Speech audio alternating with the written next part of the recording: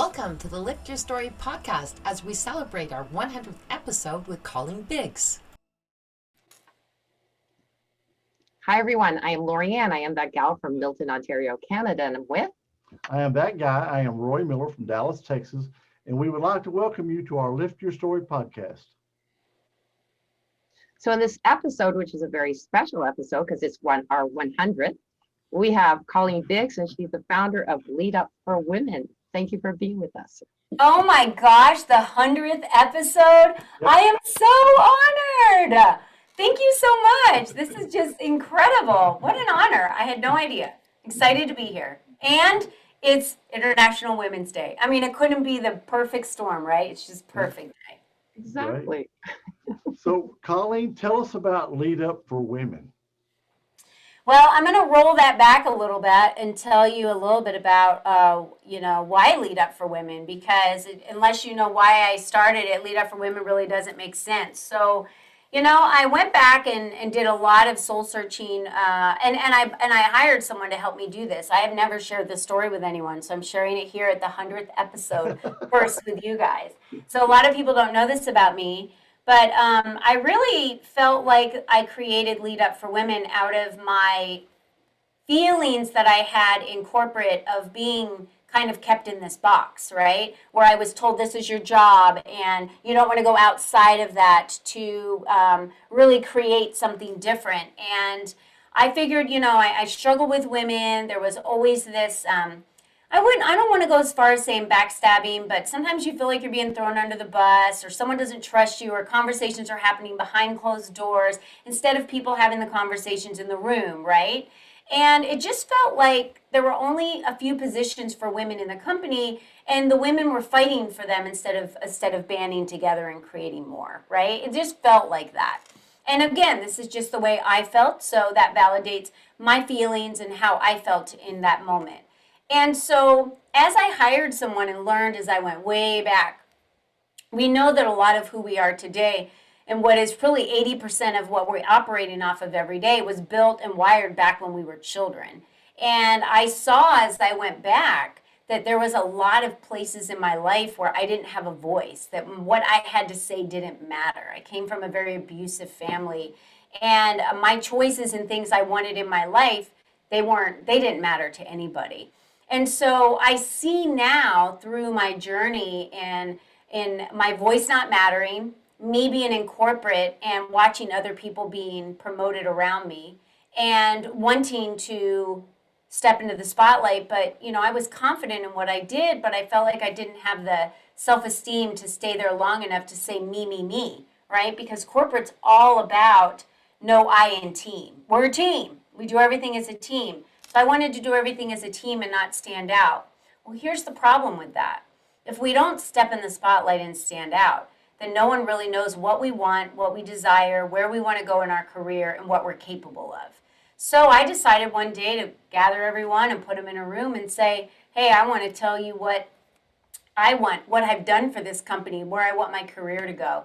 So my career catapulted from there. And right then I knew I wanted to create something for women, specifically to help them change the landscape of corporate America forever. And that's why I created Lead Up for Women. I didn't even start it for entrepreneurial women. It wasn't until after I went on the journey and started moving down the direction with Lead Up for Women that I caught the attention of entrepreneurial women, because today's biggest problem that we have as females, as entrepreneurs, is really being seen and heard and getting the visibility we need, because social media is so oversaturated. So that's why I created Lead Up for Women. Well, I know in places I've worked, women seem to have their own little background. There seems to be a lot of jealousy and a lot of stuff in the companies I've worked for where there were women.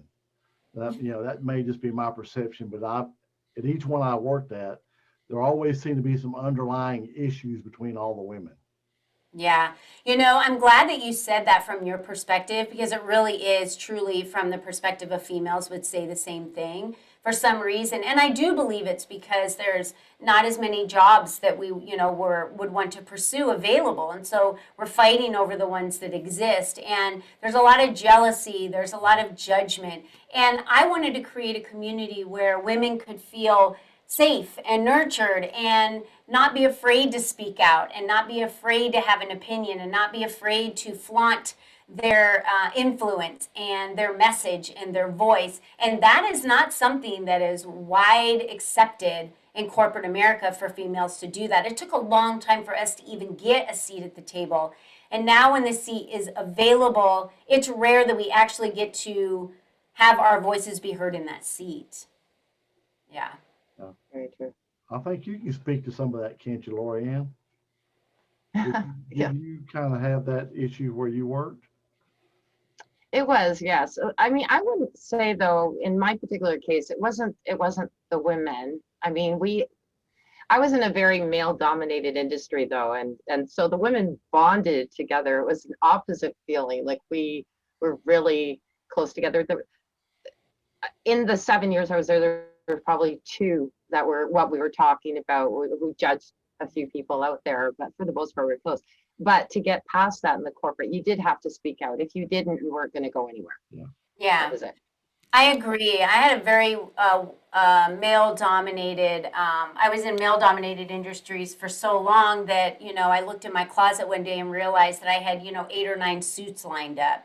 So the other thing that I like to talk about today, especially with Lead Up for Women, is how we can be powerful in our feminine energy. And some people might not understand that, but we tend to take on the role of the masculine energy because if that's the energy you have to match in the room, then we feel like we need to morph into the masculine energy, right? So if you're making a decision and you're too aggressive, you're a bitch. I don't want to say that out loud if there's families listening.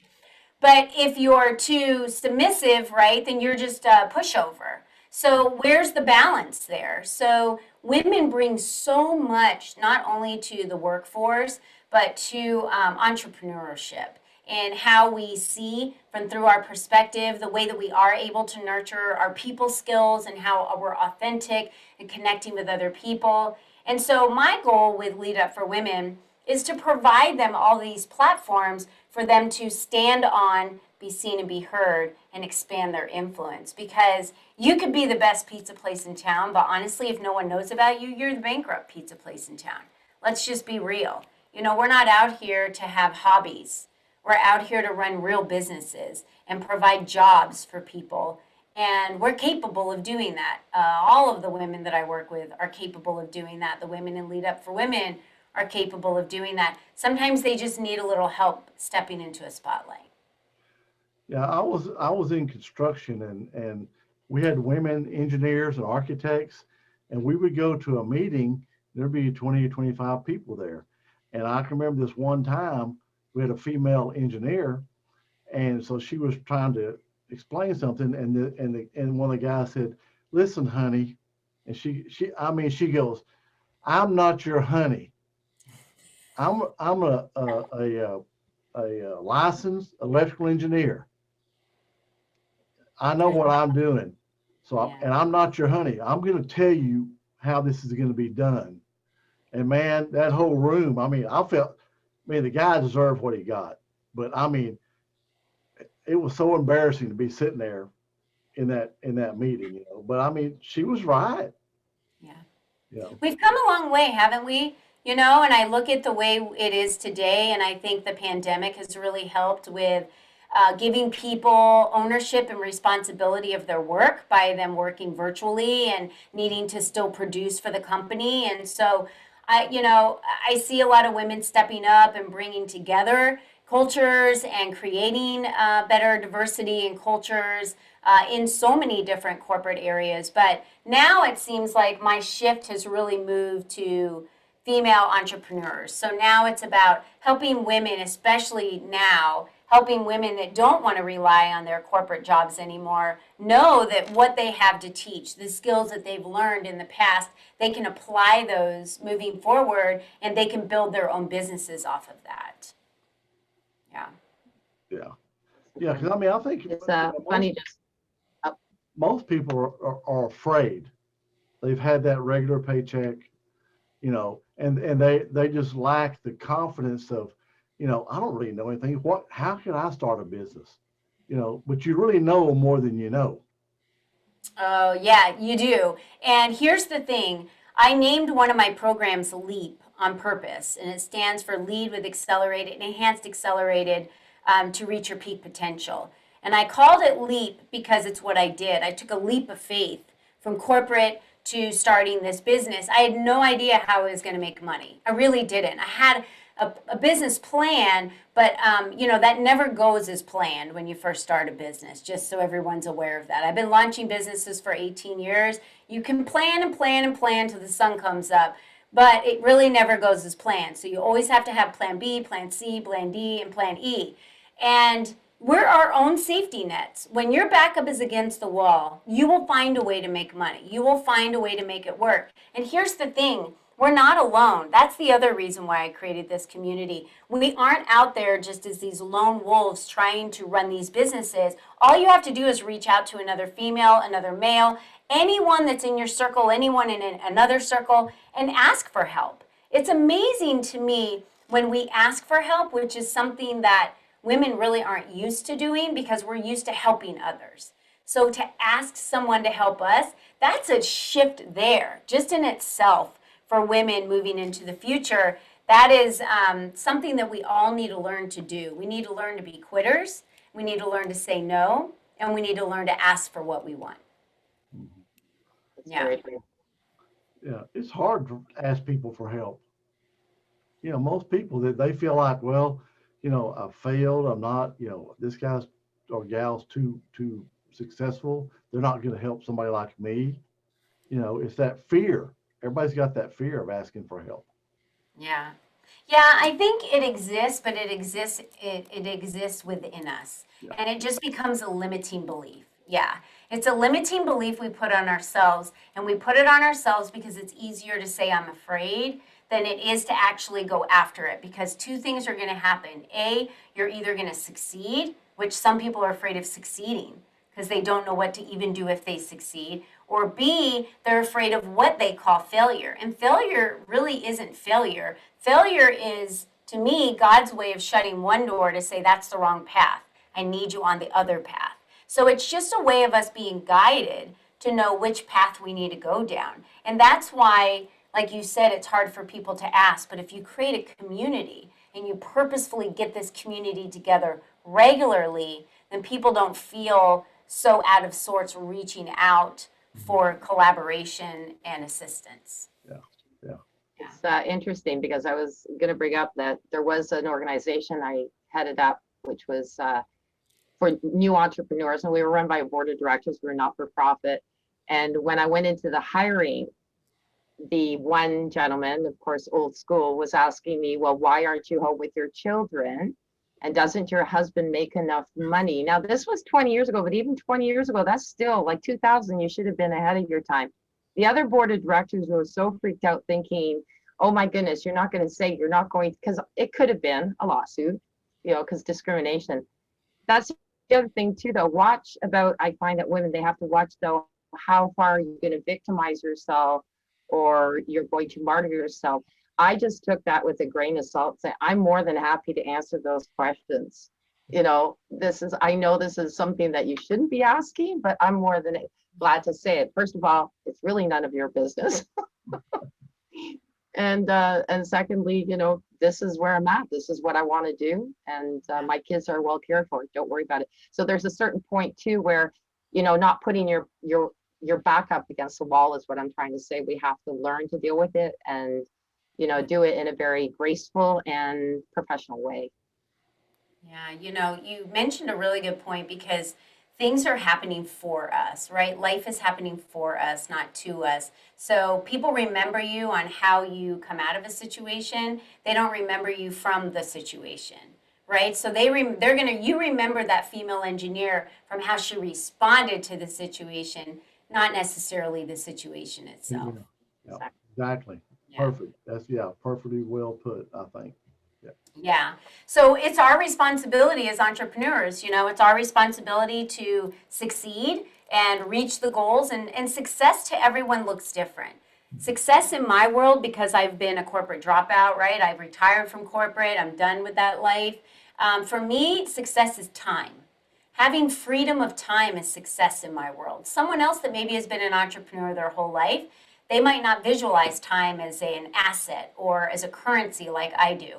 So I see that as a currency. I see energy as a currency, just as, so if anyone wants my time or my money or my energy, they're all currency to me, because all of those are used for me to produce currency and revenue and growth and abundance. So I look at all those because those are very important. The other piece I think that's important is learning.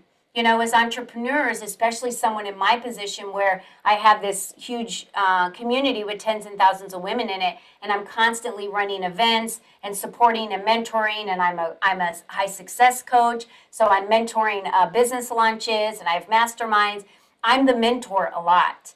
And we need to continue as leaders to grow and educate ourselves. So we need to be surrounding ourselves with those that fuel us, right? Those that we feel like we're not the smartest one in the room, that can challenge us, that can help us with that additional growth that we need. So it's never a dull moment, and we're constantly growing and learning. And I feel that we learn so much through other people.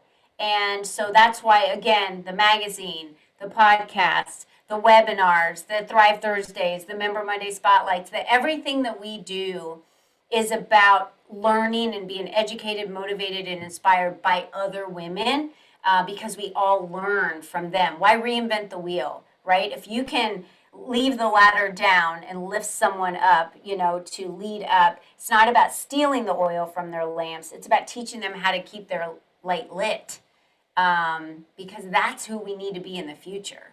All of us collaborating, women and men. Some of my best mentors and sponsors in corporate America and even outside have been men. And I adore them, and I think they have a very crucial piece to play and a part to play in corporate America and supporting women as well.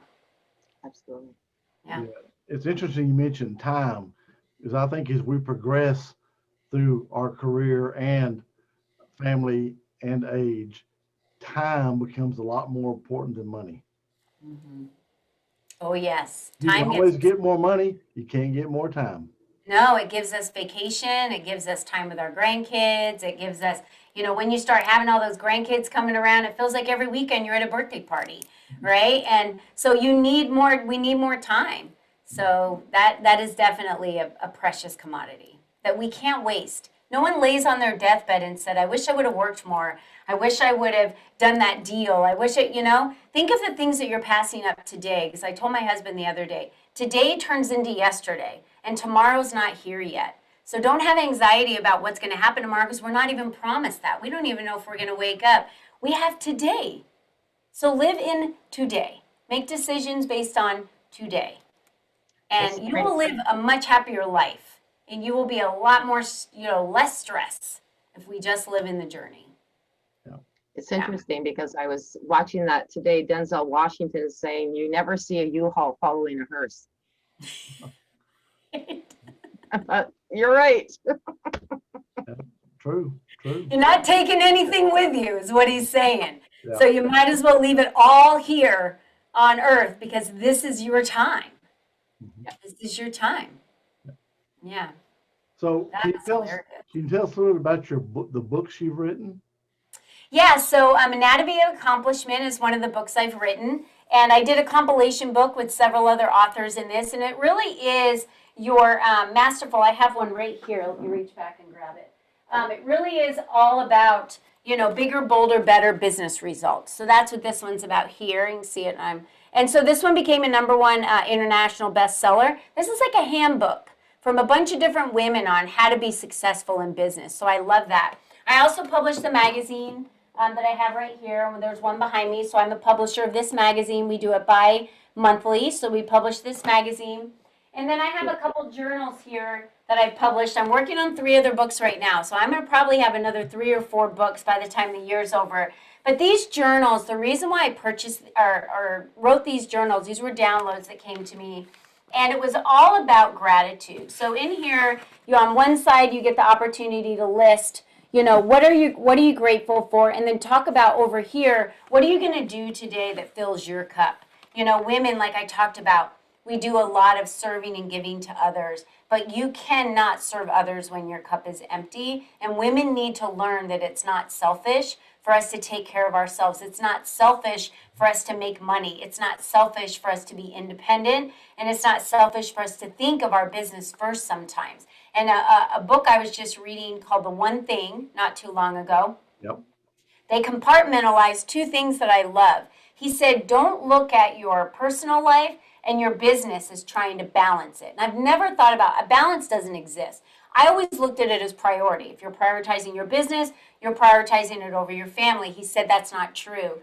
You need to compartmentalize and look at your business. Give it your all. When you're in it, give it everything you've got. Then when you're out of it, look at your family, give it everything you've got, and be in that moment. So it really helped a lot of us as we were reading that book think, that's right. You can't balance and you're not prioritizing one over the other. They're separate buckets. You need to be in your business when you're in it and give it your everything and celebrate that identity. When you're in your family and you're a mom or a grandma or a sister or a daughter, you need to be in that journey and celebrate that identity. And for women, we wear a lot of hats. We have a lot of identities, but we need to celebrate all of them equally and not be afraid to go after our dreams.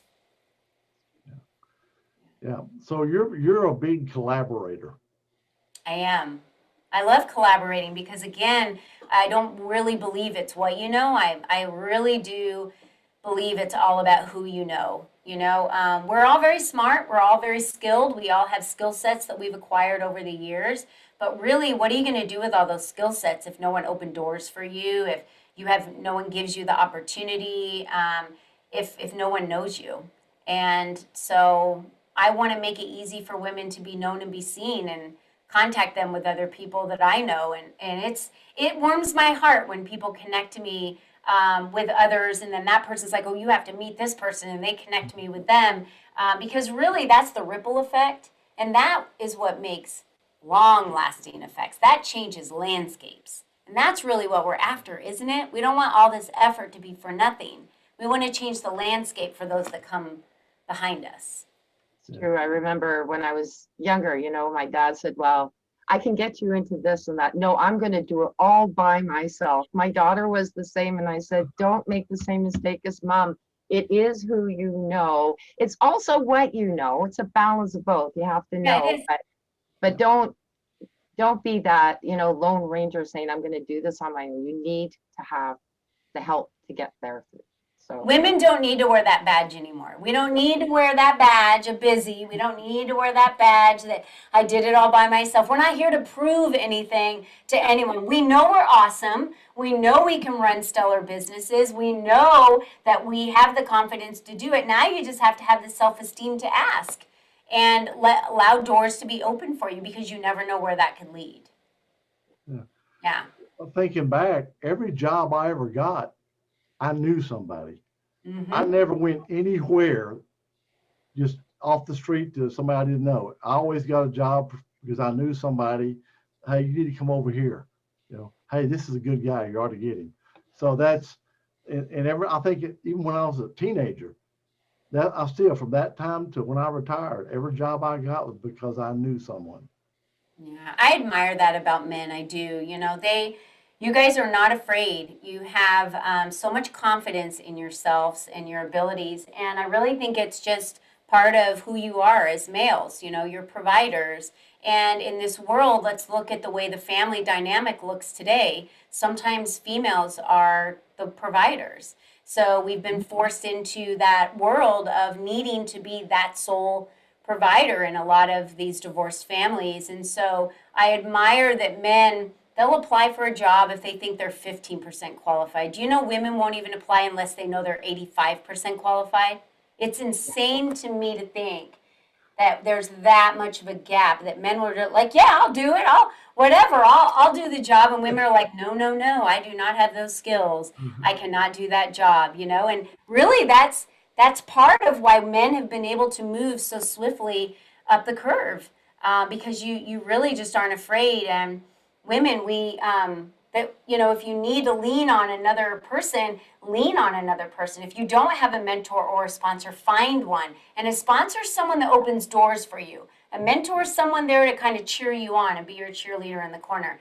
Find a sponsor, find a mentor, and utilize that person back and forth for you to support each other. Yeah. Yeah. So like you're a connector. Yes. Love to connect. I love collaborating. I love connecting. Just like Lorianne and I were talking earlier about her dog before we went online. I know someone that knows someone. And I read a book one time, Don't Sleep on Planes. I used to sleep on planes. I used to put my headset on, go to work. People don't bother me. I finally have all this time to get my work done. Before you could start texting, and now I think there's telephone calls you can make.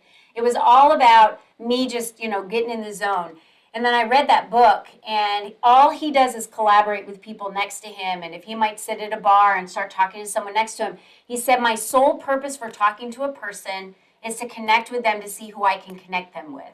Who could I introduce them to? So after I read that book, I thought to myself, you could do that. You love to talk to people. So I just started doing that. And he said he travels all over the world.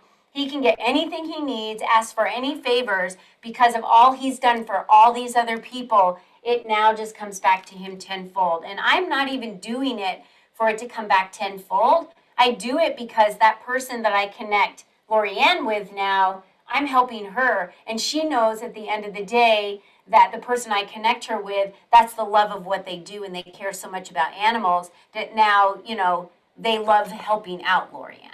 So that's the beautiful part of it. So Colleen goes, I know a gal. Where a guy will say, hey, I know a guy. And I know guys too. So I know a gal and I know a guy, right? So I have a friend, I was just on the phone today with an old colleague I worked with several years ago, and we were catching up, and he's like, seems like it's been 30 years since we talked. I said, I know someone who wants to interview you. Are you interested? And he's like, absolutely, that'd be great. Get me in contact with her. So I just think of people and connect them with how I think I can help them. And if I don't, I'll reach out to someone to see if they know how we can connect them. But really, isn't that what this world is all about? Yeah, and it's such a rewarding feeling. Yeah. When you do something like that and somebody says, oh man, thank you so much. You can't believe what happened just from what you did for me. Sometimes we don't even know the length of the impact of what really happens. Yeah. So They I tell think two friends, they tell two friends, and they tell two friends. well, yeah. But so you're a person, and there's not many of them. I think we've interviewed quite a few, but you're a person who's found your passion and your purpose, and you're living it.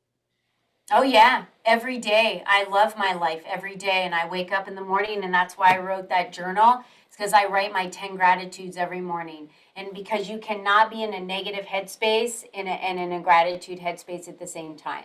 So if you start your morning with your gratitudes, then you really set the stage for what your day looks like, because you start off your day with being grateful for 10 things in your life. And I start every morning before I get on my computer with those. And yeah, I really am. I'm living, to me, my dream and what it is that I love to do. And it's interesting because things change, right? I look at my vision board, it's like, done that, did that, got that. It's like, wow, that was like 2 years ago. It seemed like these dreams 2 years ago. And now I look at it and go, I don't even want that car anymore. I don't even know why that car is up there. It doesn't matter to me. I don't want that car. I'm not even driving. I don't even need a car. I don't drive anywhere anymore, And so it's just funny how just 1 year can change our lives as an entrepreneur, and what we thought was just unreachable. We told ourselves with our limiting beliefs that it was impossible. So if we're not willing to allow ourselves to dream past what we think is possible, then we live in the impossible, and no one's happy there. Right. No one's happy there. So Colleen, how can our listeners reach out to you?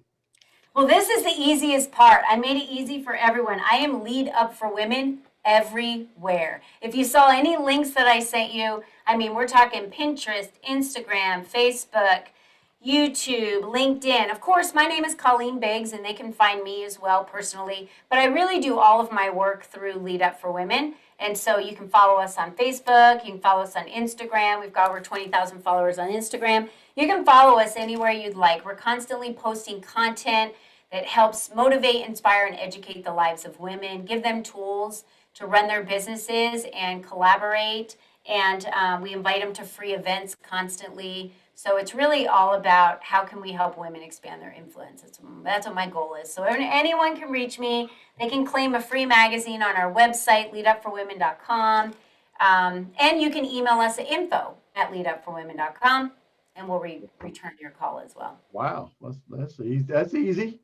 I just wanted to make it easy. It's just Lead Up for Women everywhere. Yeah. And to the listeners, very good magazine. I downloaded one. I've been reading through it. So thank you for that. Definitely recommend it. And thank you so much for being with us today, Colleen. Yeah. Oh, yeah. I'm honored. I'm honored. It's your 100th episode. I mean, I'm so honored. I can't even believe. I was so excited. I said that to Roy. I said, we're reaching our 100th tonight. Yep. And it's going to be with Colleen. So Thank you. yeah, Well, thank you so much for being with us. It was really a pleasure to meet you. absolutely. It's a pleasure to meet you too and get to know you both personally. Thank you so much. Take care. Bye-bye. Bye-bye. Thank you for listening to this episode. Be sure to visit us at lifterstory.com.